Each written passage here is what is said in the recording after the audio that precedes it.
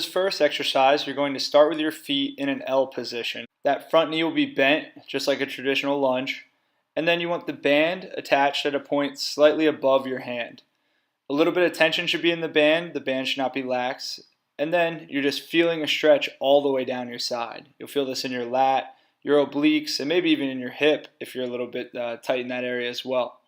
So again, big lunge stance. Feel that tension from the band pulling you toward that attachment point, and you're hanging there for about 30 seconds getting a nice stretch.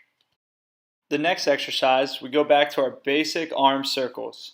The only difference is we're going to keep these circles relatively small, and I want you to focus on pinching your shoulder blades towards your midline. Once you have that pinch, you're trying to maintain it for the whole circle, keeping them small. When you're doing a forward circle, I want your thumbs pointing to the front of your body. When you're doing that reverse circle, your thumbs are going to be pointed backwards. This little change in hand position will change the feel of the movement for you.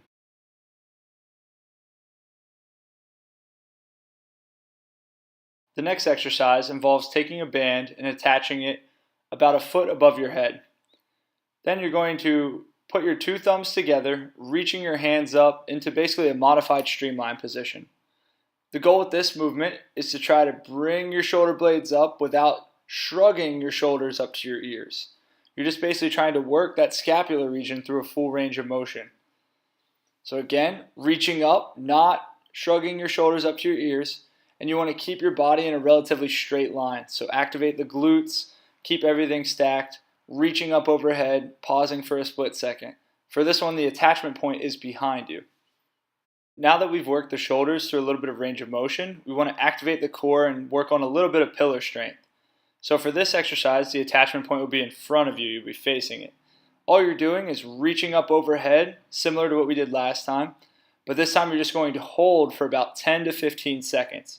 The whole time I want you focusing on keeping your abs engaged, your glutes engaged, and you're just reaching up nice and strong. Now that we have the shoulders through some range of motion, a little bit of core activation, it's time to put it all together and work on some dynamic movement. For this exercise, attach the band right about shoulder height or chest height, and then you're going to do a drop step row. So you're making an L with your feet again, loading that back leg by bending the knee, and driving that band towards your chest. Focus on getting a powerful movement backwards and completing that row all the way to your chest.